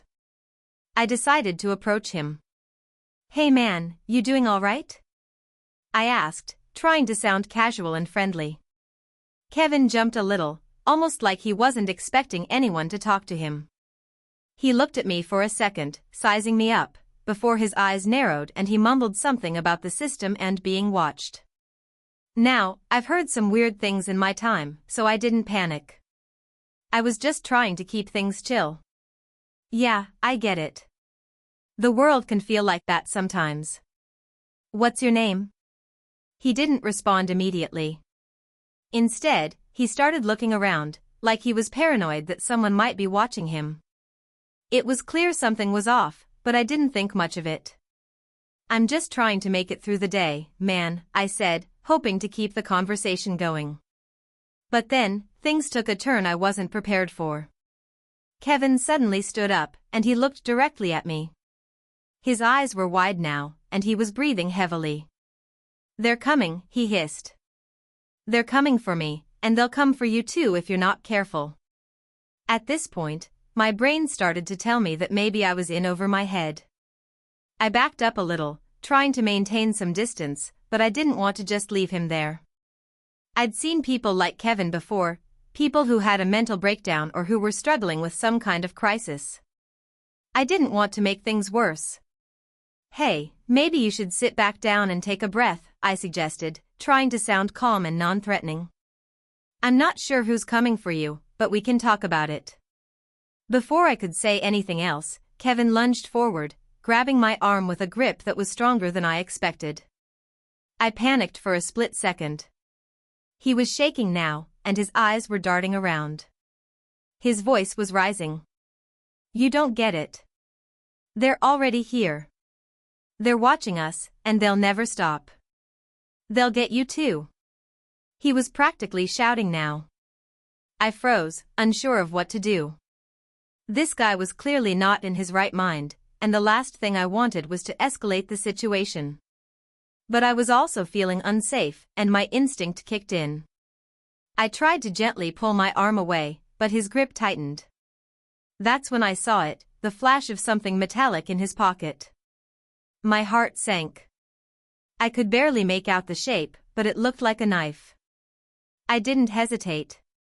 I yanked my arm away and started backing up quickly, trying to put some distance between us. Kevin took a step toward me, and I heard the faintest sound of metal scraping against metal. That was enough for me to realize this was escalating quickly. He wasn't just having a breakdown. He was threatening me. Now, I'll be honest, I panicked. My fight or flight instincts kicked in, and I did what anyone in my position would have done, I ran. I didn't know if Kevin was about to pull out a knife, if he was just having a delusion, or what, but I wasn't going to stand there and find out. I sprinted toward the building's main entrance. I reached the door and slammed it open, running into the lobby and immediately heading toward the security desk. The guard, a woman named Carla, saw me and asked if everything was okay. I was out of breath, and I must have looked like I had just seen a ghost because she immediately asked what happened. I quickly told her the story, how Kevin had seemed off, how he'd grabbed my arm, how I'd seen the knife, and how I'd run inside to get away. Carla immediately picked up the phone and called the police. I didn't think much of it at the time. I was just relieved to be inside and away from the situation. The police arrived pretty quickly, and I felt a little bad for making such a big deal out of things. I assumed they'd just talk to Kevin, maybe give him a warning, and send him on his way. But no. The situation escalated. I was asked to give a formal statement, which I did. I told them about the knife, about his erratic behavior, and about how I felt unsafe. The cops went outside to find Kevin. I watched from the window as they approached him cautiously.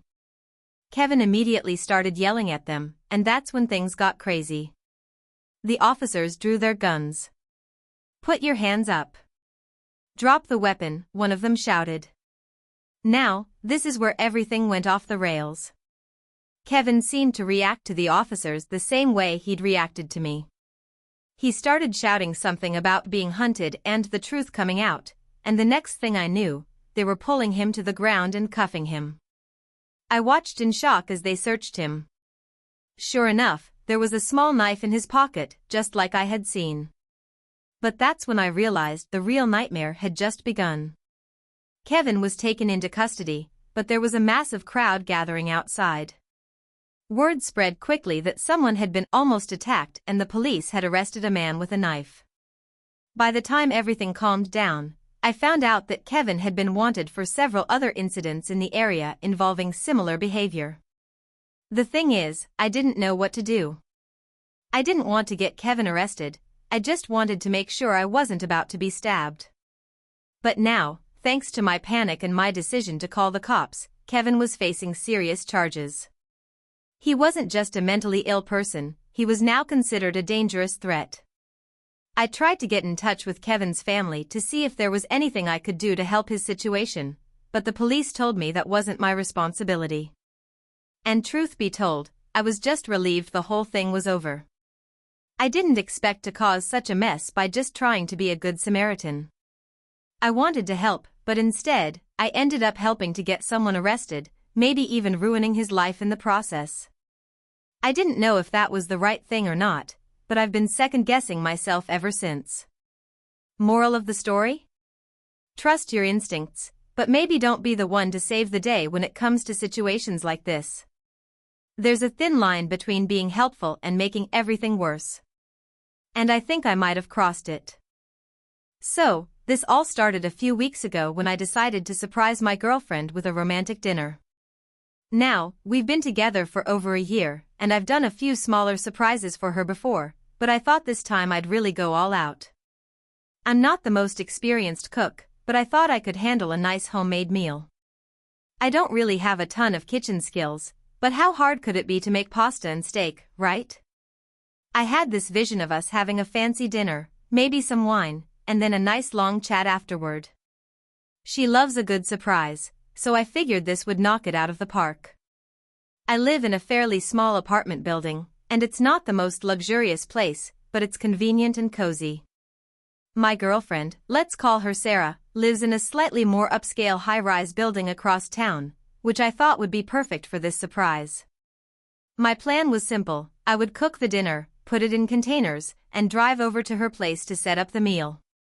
Afterward, we'd eat, enjoy the wine, and then relax together. I wanted to make it a perfect, romantic evening. I woke up early on the day of the big dinner to prepare. I bought all the ingredients, steak, pasta, garlic bread, and a couple of bottles of her favorite wine. I thought I'd even go above and beyond and get a dessert to make it extra special, so I grabbed some fancy chocolate mousse. Everything was set. Here's where I started to make some mistakes. First of all, I underestimated how much time it would take to cook everything. I've never been great at multitasking in the kitchen, so I ended up cooking everything one dish at a time, even though I could have prepared some of it in advance. By the time I was finished with the steak, I realized I was running late. This wasn't a huge issue because Sarah hadn't actually expected me until around 7 p.m. anyway, but I wanted to get there early to have some time to set everything up. The next problem was the logistics. Sarah lives in a fancy high-rise building with a parking garage, and the elevator system in her building is, well, let's just say, not the most reliable. I should have considered this more, but in my rush to make sure everything went according to plan, I ignored it. So, I loaded everything, steak, pasta, wine, garlic bread, and mousse, into an insulated cooler, hoping it would stay warm for the drive. I drove across town, and of course, traffic was a nightmare. I was stressed, trying to keep everything warm, but finally, after what felt like forever, I arrived at her building. When I pulled into the parking garage, I realized that there was no parking near the elevator, which meant I had to haul everything through the garage and into the building itself. But hey, I'm a man of perseverance, right? I grabbed the cooler and started walking to the elevator. Just as I reached it, I saw the worst possible thing I could have seen. The elevator was out of service. The lights on the panel flickered, and the door remained stubbornly closed. At this point, I started to panic a little. Sarah lived on the 22nd floor. I'm no fool. I'm not about to try to climb 22 flights of stairs with a cooler of warm food, especially when I could already feel the sweat beginning to form. I checked my phone to see if I could reach her and let her know what was going on, but of course, I had zero cell service in the garage. So, I decided to take the stairs up to her apartment to see if I could find someone in the lobby who could help. I started climbing the stairs.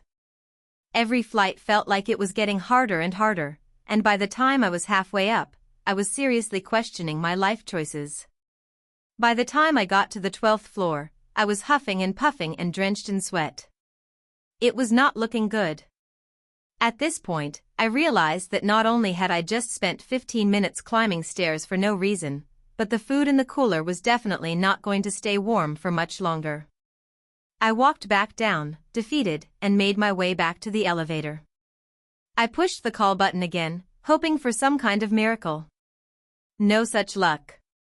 The elevator wasn't coming back anytime soon. In a moment of desperation, I decided to take my chances with the stairwell. I trekked back to my car, opened the cooler, grabbed the food, and made my way up the stairs again, this time with an even heavier burden. I'm pretty sure I cursed my own existence about 100 times while climbing. By the time I finally made it to the 22nd floor, I was almost delirious from exhaustion. I pressed the doorbell to Sarah's apartment, ready to pass out. Sarah answered the door, looking concerned. She glanced at me and immediately noticed how sweaty and red-faced I was. She asked if everything was okay, and I just stood there, holding the cooler, drenched in sweat, unable to form a coherent sentence. "What happened to you?" she asked, clearly confused. Well, I started, gasping for air. The elevator was out of service, and then I thought I could take the stairs, and now I'm here. I handed her the cooler, which she took with a furrowed brow. She was really sweet about it, but I could tell she was a little concerned about my health. She sat me down on the couch with a glass of water, and I tried to recover.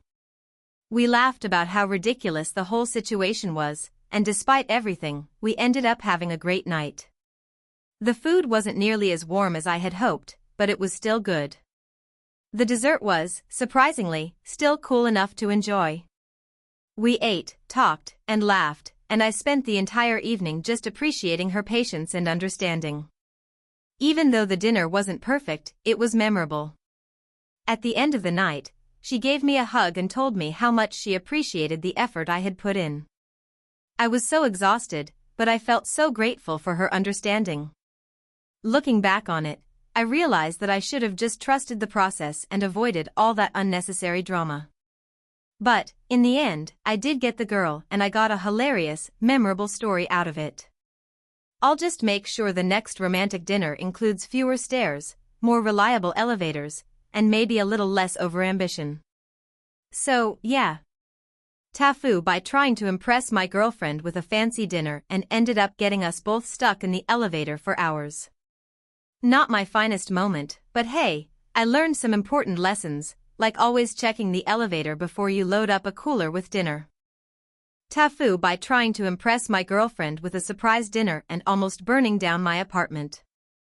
So, a bit of background, my girlfriend and I have been together for about 6 months now. Things have been going really well, and I wanted to do something special for her.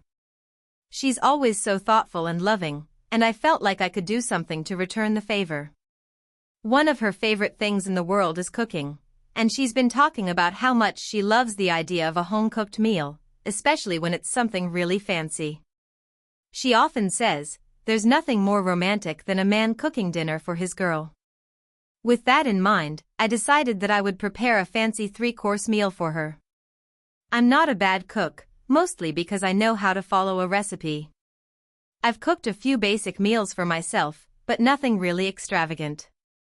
So, I decided to get ambitious and go all out. I planned to make a homemade lasagna for the main course, a fancy salad with homemade dressing as a starter, and for dessert, a chocolate lava cake. I spent the whole day at the store, shopping for ingredients. I had no idea what I was doing when I walked into the aisles, but the recipes were all set, and I had a mental map of everything I needed. Or at least, I thought I did. I got home, and the kitchen immediately looked overwhelming. There were so many different things to prepare. I started with the salad. How hard could it be, right? Just chop some lettuce, add some tomatoes, and whip up a quick vinaigrette. It was going pretty well, and I felt a little better about my cooking skills. The salad was a breeze. But then, as I started to make the lasagna, things started to take a turn. I'll admit, I didn't exactly know what I was doing with the lasagna. The recipe said I had to brown the beef first, and that seemed simple enough. But then I read that I needed to cook the pasta separately, and I had never realized how much work went into layering a lasagna. It wasn't like just throwing a frozen one in the oven. There were layers of cheese, sauce, and pasta to assemble. So, I started layering the lasagna, getting distracted with every other step. I had pasta boiling on one side of the stove, sauce simmering on another, and cheese melting in the oven. Now, the real trouble started when I tried to multitask. I decided it would be a good idea to start preparing the lava cakes while the lasagna was baking. I found a recipe online that looked pretty simple: chocolate cake in a ramekin with a molten center. It looked fancy, and I thought it would impress her. Of course, the recipe said to bake it for about 12 minutes, and I thought I had plenty of time. But with all the other things going on, I totally misjudged how long I'd actually been cooking, and I lost track of time. I was busy putting the last layer of the lasagna into the oven when I heard a loud pop from the kitchen. My heart skipped a beat. I rushed to the oven to find that the glass door had shattered into a million pieces, and smoke was billowing out. The lasagna had apparently been in there too long, and it had overcooked to the point of causing the entire oven door to explode from the intense heat. I stared at the mess in disbelief for a moment before a new problem popped into my head: the lava cakes. I forgot about them entirely. In the panic, I opened the oven to check, only to be greeted by a charred, blackened mass that was unrecognizable. I could already hear the faint sounds of sizzling, and as I reached to remove the ruined cakes, the smoke alarm in my apartment went off. Cue absolute chaos. I rushed around the kitchen, grabbing baking soda to put out the small flames that had started on the edges of the lasagna pan. But, naturally, I didn't have any idea what I was doing, and I just ended up making the whole situation worse. The flames kept getting bigger as I fumbled to figure out how to handle the fire. The smoke alarm blared louder, and I ran over to open the windows, trying to air out the smoke-filled apartment. In all the confusion, I knocked a cup of olive oil off the counter, spilling it all over the floor. The slick surface made it even harder to move without almost falling on my face. I could hear my girlfriend arriving downstairs in the hallway, and I panicked even more. She was about to walk into the mess of my disastrous cooking attempt. I didn't want her to see everything that was going wrong, so I grabbed the fire extinguisher under the sink and sprayed the remaining flames from the lasagna tray. That only made the kitchen look even more like a war zone, as now there was a fine layer of white powder coating everything. At this point, I thought, it's over. I've ruined everything. I tried to salvage what I could, but the lasagna was burnt beyond recognition, the lava cakes were a disaster, and the kitchen looked like something out of a cooking horror film. Just as I was about to give up, my girlfriend knocked on the door.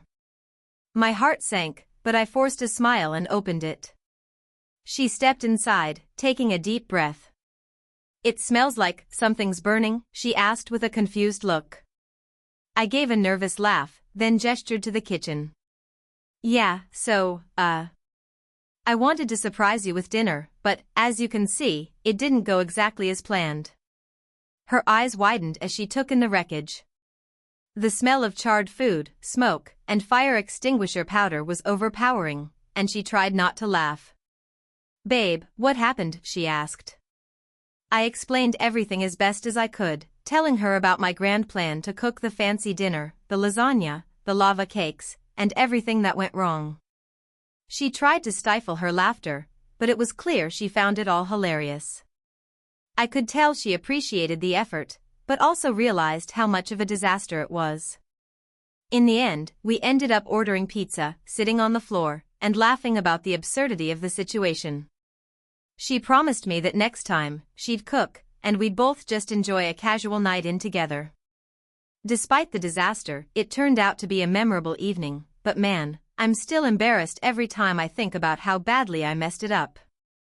So, yeah, TIFU by trying to cook a fancy dinner to impress my girlfriend, and in the process, nearly burning down my apartment.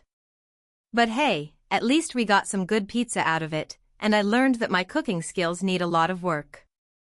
Next time, I'm sticking to mac and cheese. TIFU by accidentally texting my boss that I was quitting my job, and it was supposed to be a joke to my friend. So here's the thing. I've been working at my current job for about 2 years now. I enjoy my work and the people are decent enough, though like every office environment, it has its quirks. My boss, let's call her Carol, well, she's the type of person who loves to micromanage. She's always there to look over your shoulder when you don't need her to be, and she has this odd obsession with over-explaining simple tasks.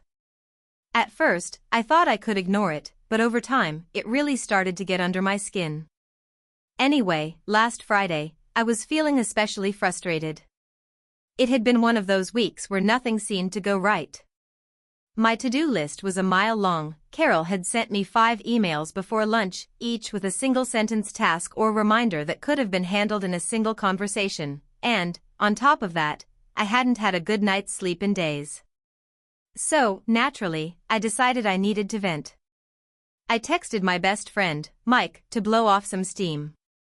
Mike and I have this ongoing joke where, whenever we get really fed up with work, we send each other ridiculous "I'm quitting" texts, always in the most melodramatic way possible. Like "I'm done with this," "I'm leaving and never coming back," or "Screw this, I'm moving to Bali to become a yoga instructor." It's all just silly humor to take the edge off a rough day. And Mike always fires back with something equally outlandish, like "I've joined a circus. I'm juggling flaming swords now." It's a real step up from cubicle life. It's the kind of stupid humor that makes us laugh and forget about how miserable our day was for a second. So, on that Friday afternoon, feeling particularly frustrated, I pulled out my phone and started typing my usual quitting message to Mike. I didn't think much of it, just another ridiculous text to keep things light. Here's the exact text I sent: "I'm done. I can't do this anymore. I'm quitting today. I've had enough of this soul-sucking job. I'm walking out and never coming back. You can't make me stay, Carol." Now, I should have been more careful. I should have double-checked who I was sending it to. But I didn't. I hit send and immediately sat back in my chair, waiting for Mike's usual reply of "Haha, that's hilarious."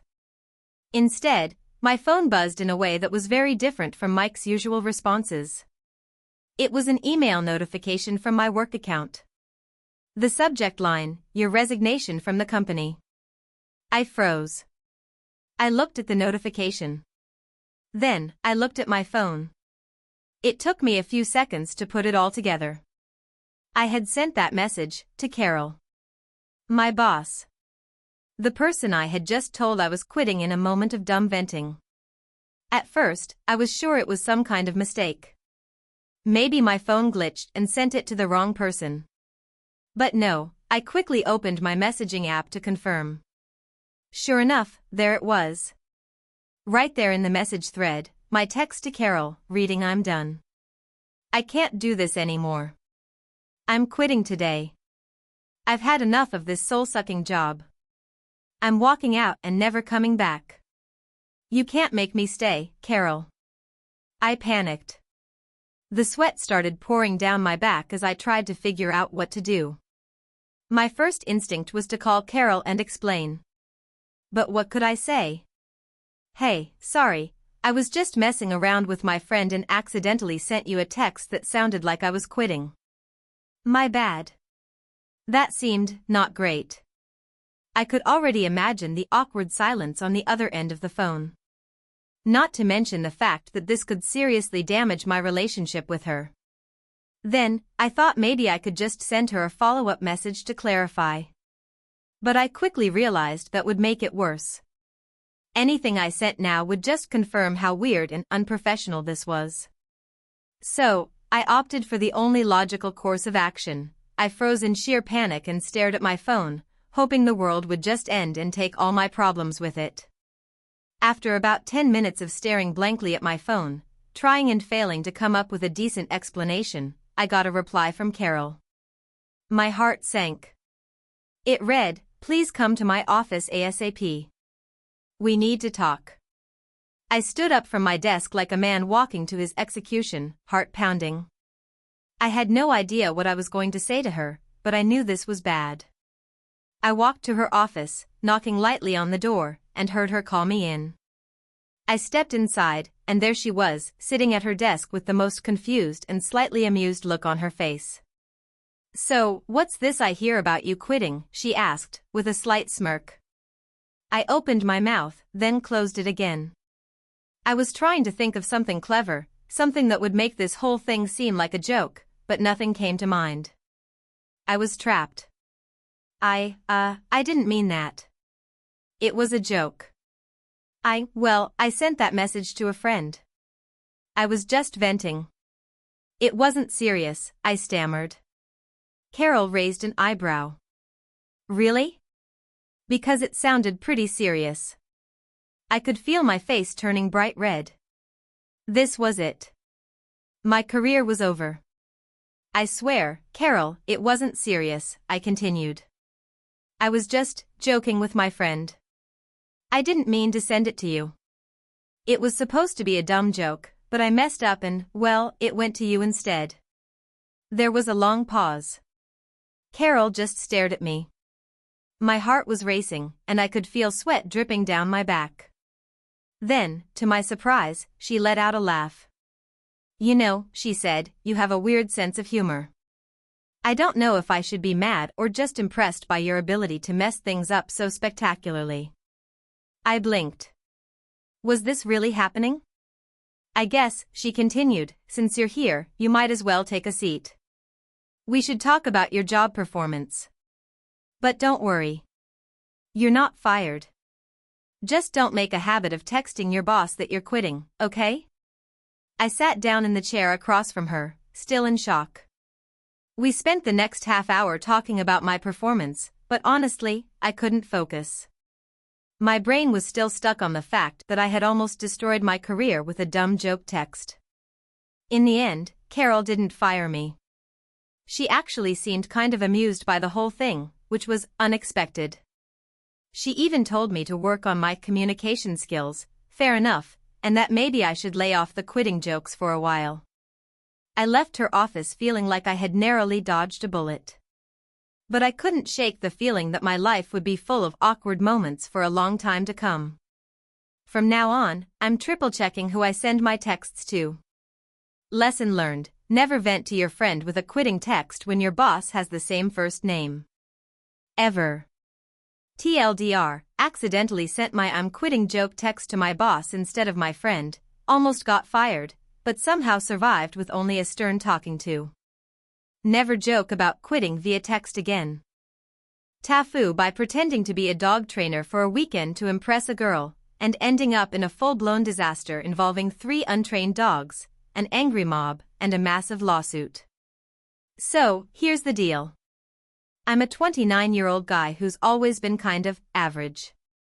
Nothing too exciting going on in my life. I work in an office job, my hobbies are limited to the occasional trip to the gym and Netflix binges, and I spend most of my weekends hanging out with friends. Typical guy stuff, right? Well, a few weeks ago, I met this girl, let's call her Sarah, at a friend's party. Sarah was absolutely gorgeous. She had this cool, laid-back vibe that I found really attractive. And to top it off, she had a thing for dogs. And by thing, I mean a deep, passionate love for them.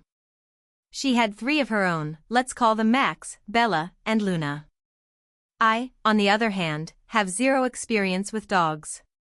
Not even a goldfish growing up. But here's the thing, I could tell Sarah was into the whole dog ownership thing, and I didn't want to look like some clueless guy who had nothing in common with her. So, when she casually mentioned that she was looking for a dog trainer for her pups, I saw an opportunity. I had no idea what I was doing, but I was determined to impress her. I confidently told her that I could train her dogs. I don't know why I said it, but the words just came out of my mouth. At the time, it seemed like a good idea. I mean, how hard could it be, right? I had seen plenty of dog training shows on TV, and I figured how hard could it really be to get 3 dogs to sit, stay, and maybe fetch a ball? The thing is, I had absolutely no experience with dog training. None. I didn't even know the first thing about how to handle dogs, but I was too deep into this lie to back out now. So, I set a date with Sarah for the weekend to train her dogs. She seemed excited, and I honestly had no idea what I was getting myself into. The day arrived. I showed up at her place, dressed in an outfit that screamed I'm a professional dog trainer. I had no clue what that looked like, so I just wore a lot of black. I had a small bag of treats and some leashes, which I thought would do the trick. Sarah greeted me at the door with her 3 dogs, Max, a giant, overenthusiastic Labrador, Bella, a tiny, super snappy Chihuahua, and Luna, a German Shepherd who seemed to be the leader of the pack. She looked at me with excitement, and I did my best to hide my panic. This was a complete disaster waiting to happen. I started with the basics. I tried to get Max to sit. Max, being the giant goofball he was, didn't seem to understand what was going on. Instead, he kept jumping on me, licking my face, and slobbering all over me. I tried to stay calm, but it wasn't working. Bella, the Chihuahua, wasn't any better. She was barking incessantly, running circles around us, and showing no interest in the treats I had brought. Meanwhile, Luna just sat in the corner, watching the whole scene unfold with a smug expression, as if she knew exactly what was going on and was waiting for the inevitable chaos to unfold. At this point, I was sweating bullets. Sarah was standing there, watching me like I was some kind of dog whisperer, and I had no idea what to do next. I tried to be authoritative, which was my first mistake. "Sit, Max," I said in a firm voice. Max, in his enthusiasm, immediately sat on my foot. I yelped in pain and tried to move, but that just made him wag his tail harder, hitting me in the face. Bella, sensing weakness, began to bark louder, and Luna started growling. I was pretty sure I had completely lost control of the situation. I needed a backup plan. So, I decided to distract them with some of the treats I had brought. I shook the bag in front of them, hoping to get their attention. Big mistake. Max and Luna both lunged at me at once, knocking me backward into a coffee table, which tipped over and crashed to the floor. Sarah gasped, and I was too embarrassed to say anything. At this point, Max was eating all the treats, Bella was biting at my pant leg, and Luna was looking at me like I was the worst dog trainer ever. I was flailing around on the floor, trying to keep my dignity intact while dogs were literally jumping all over me. Sarah, clearly concerned, tried to intervene, but that only made things worse. Max knocked over a vase with his tail, Bella bit into her leash, and Luna decided to start barking at the front door like there was some kind of intruder. The chaos reached a fever pitch. At some point, I just started laughing awkwardly, trying to salvage the situation, but Sarah wasn't having it. "I think you should leave," she said. My heart sank. But the worst part? It didn't end there. As I was walking out, trying to salvage my reputation, I accidentally bumped into a neighbor who was walking their dog. Max, ever the enthusiastic one, dashed over to this stranger's dog, knocking it into a bush. The neighbor wasn't happy. They immediately started yelling at me, calling me all sorts of names, saying I had no idea what I was doing and that I was a danger to animals. Of course, that was all it took for other neighbors to come out of their homes, drawn by the ruckus, and suddenly I was surrounded by an angry mob of people with their own dogs, all of them glaring at me like I was some kind of monster. In the end, Sarah came out, apologized to the neighbors, and told me that she didn't think dog training was for me.